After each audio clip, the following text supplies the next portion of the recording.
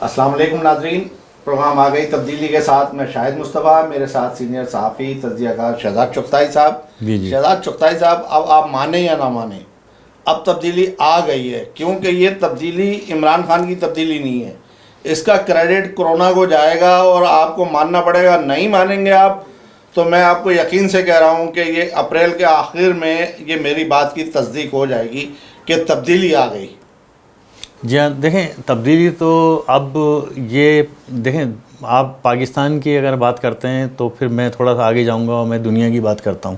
اچھا، تبدیلی تو دیکھیں 9/11 کے بعد آئی تھی، اور اب یہ جو 31 دسمبر کو پہلا پیشنٹ جو ہے منظر عام پہ آیا تھا چائنا کا، 31 دسمبر 2019، اور یہ 2020 ہے، ٹھیک ہے نا۔ اب یہ 2020 کا دور ہے، اور 2020 آپ کے سال اور صدی ہے، تو اب یہ یعنی کہ ایسے تو نہیں رہے گا جیسے کہ یعنی کہہ رہے ہیں کہ یہ تبدیلی کا سال ہے۔ جی ہاں، تبدیلی کا سال ہے، اور یہ بہت ساری تبدیلیوں کا سال ہے۔ یہ صاحب یہ تبدیلی ایسے ہی تو نہیں آ رہی ہے نا، تبدیلی میں ایک کردار کا اور منافقت کا اور سیاست کا ایک بڑا کردار نظر آ رہا ہے۔ آپ دیکھیں گے دنیا میں کرونا آیا، دنیا کے لوگوں نے اپنے ممالک کو بچانے کے لیے اس طرح کے اقدامات کیے کہ سب کسی جگہ سے کسی سیاسی یا حکومتی اہلکار لیڈر نے کوئی مخالفت نہیں کی۔ ہمارے ملک میں مخالفت ہی نہیں ختم ہو رہی ہے، حکومت کے کام فلاحی ادارے چلا رہے ہیں اور عوام چلا رہی ہے، وہی عوام جو پس رہی ہے۔ جب سب کچھ حکومت کے پاس ہے، اس کی ذمہ داریاں ریلیف دینے کا اعلان کیا ہے، وہ ذمہ داریاں پوری نہیں ہو پا رہی ہیں۔ نہیں، دیکھیں بنیادی بات یہ ہے کہ آپ نے حکومت کی بات کی، تو میں یہ سوال کروں گا کہ اس ملک میں یا اس صوبے میں شہر میں حکومت کہاں ہے؟ حکومت تو نہیں ہے، پولیس ہاں یہاں پہ موجود ہے، پولیس اسٹیٹ آپ نے اس کو بنا دیا ہے۔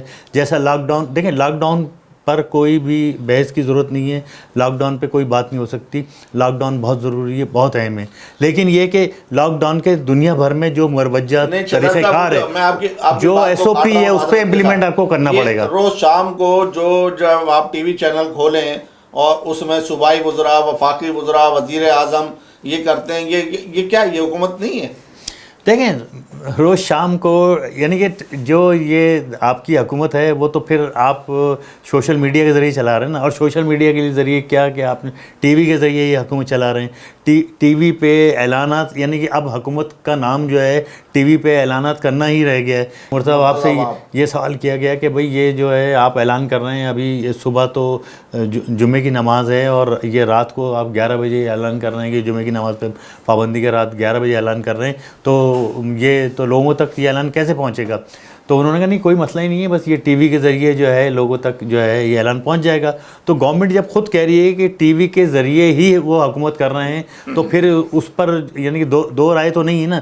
دنیا بھر میں دیکھیں نا، دنیا بھر میں ابھی یہ برٹش پرائم منسٹر جو ابھی کرونا کا شکار ہوا ہے اور بیچارے کی حالت خراب ہے، ICU میں ہے ابھی کچھ عرصے کے بعد، اور بہتر بھی ہوئی ہے، اور اللہ تعالیٰ ہماری تو دعا ہے کہ چاہے وہ مسلمان ہے یا غیر مسلم، اس کو اللہ تعالیٰ صحت دے۔ بہرحال اس کے دادا تو مسلمان تھے۔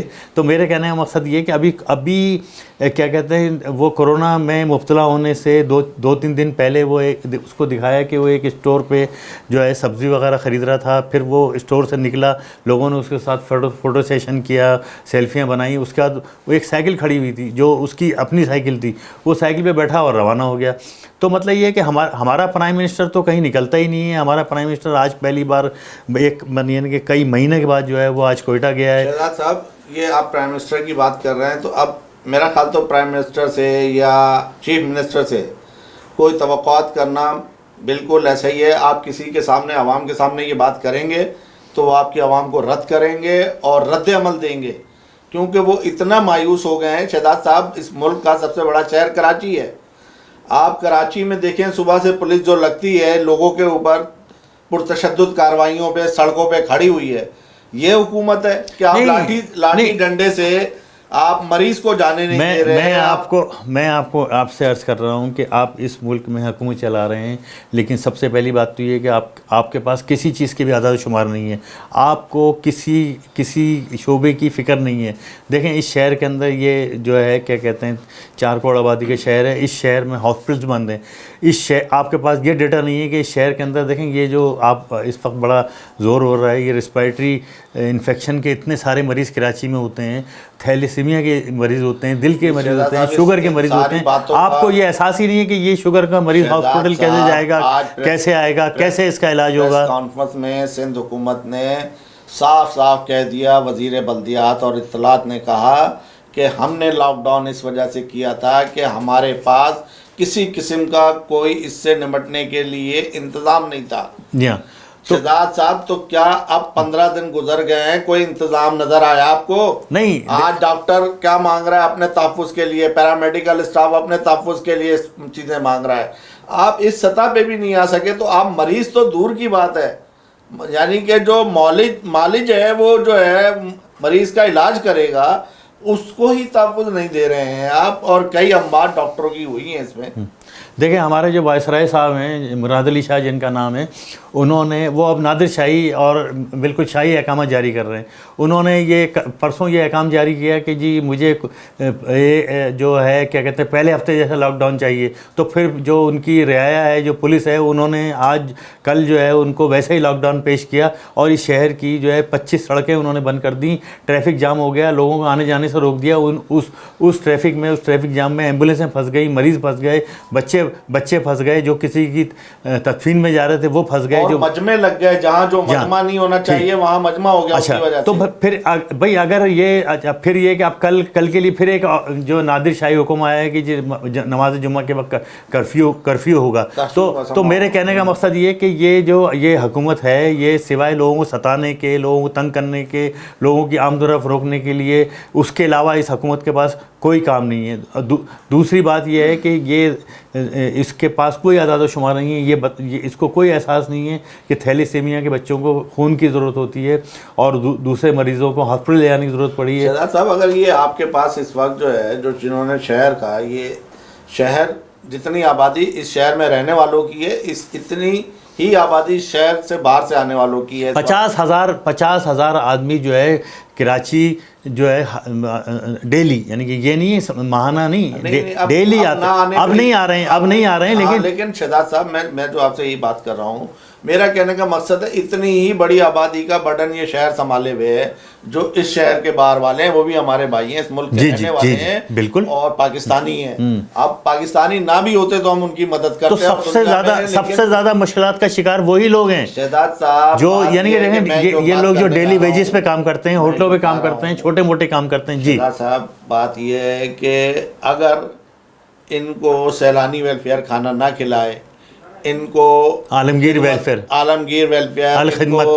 الخدمت, ان کو خدمت خلق فاؤنڈیشن, یہ تمام ادارے جتنے PSP فاؤنڈیشن ہے, اور یہ جتنا JDC جو ایک بڑا کردار ادا کر رہا ہے, اگر یہ نہ ہو تو یہ تو میں سمجھ رہا ہوں کہ کورونا سے زیادہ لوگ اب تک ویسے ہی مر گئے ہوتے بھوک کے. اور میں سمجھ رہا ہوں کہ بھوک سے مر بھی رہے ہیں لوگ. مرنے سے مراد یہ ہے کہ آخری مرحلے پہ ہیں, ہر آدمی اب نہیں مانگ کے. ناظرین, زمینی حقائق یہ ہیں کہ وزیر اعلیٰ جس نے اپنے مشیر 4 ٹی وی چینل کے لیے چھوڑ رکھے ہیں, وہ 3 سے 4 ایک ساتھ بیٹھتے ہیں, اور خود وزیر اعلیٰ آتے ہیں ٹی وی پہ, وزیر اعظم آ رہے ہیں, ان کے مشیر 4 سے 6 آ رہے ہیں. لیکن بات یہ کہ زمین پہ کسی عوام کو کسی جگہ کوئی ایک علاقہ, ایک ماڈل علاقہ بتا دیں. کراچی کو آپ چھوڑ دیں, کراچی کے ساتھ تو پھر اگر کوئی بات کی جائے تو اس کو کہا جاتا ہے کہ لسانیت کی بنیاد پہ بات ہو رہی ہے. ہر بات کراچی میں لسانیت کا ترازہ دیا جاتا ہے کراچی کو, لیکن کراچی میں کوئی لسانیت نہیں ہے. کراچی سب کا شہر ہے, کراچی ہی پاکستان ہے, اور کراچی ہی کو آپ کو ماڈل بنانا پڑے گا. اگر آپ کراچی کو ماڈل بنا لیں, یہاں بہت اچھا انفراسٹرکچر ہے. ہر سیاسی جماعت کے بعد, چاہے جماعت اسلامی ہو, چاہے MQM ہو, چاہے PSP ہو, سب کے پاس انفراسٹرکچر ہے انسانی خدمت کا. اور اس عیدی ٹرسٹ جیسے ادارے ہیں یہاں, سیلانی ویلفیئر جیسے, عالمگیر جیسے یہ ادارے ہیں جو سارا دن خدمت میں گزارتے ہیں. تو ان کا فائدہ اٹھائیں, خدا کے واسطے جو ہے ملک کو ایسا نہ اتنا آگے نہ لے جائیں. سیکھیں آگے والے ملکوں سے کہ آج ان کے یہاں اللہ کا خوف آ گیا, وہ اللہ کو ماننے لگے کہ اللہ کے ہی اس کو صحیح کر سکتا ہے. تو ہم اللہ کے بندے ہی اس میں اپنا کردار ادا کر کے مسلمان ہونے کا ثبوت کیوں نہیں دے رہے؟ ہمیں مسلمان بن کے کام کرنا پڑے گا. مسلمان کہلاتے ہوئے ہمیں جو ہے اب شرم نہیں آنا چاہیے. ابھی وہ ہمیں شرم کا لبادہ اوڑھے اور ہم اصلی مسلمان بنے.